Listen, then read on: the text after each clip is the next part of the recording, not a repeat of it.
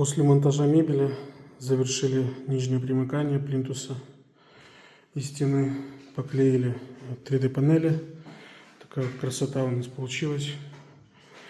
Какие четкие крутые примыкания здесь с запилами. То есть это маленькие элементики, запилы под 45 с маленькой вставкой. Также по всей квартире он поклеен.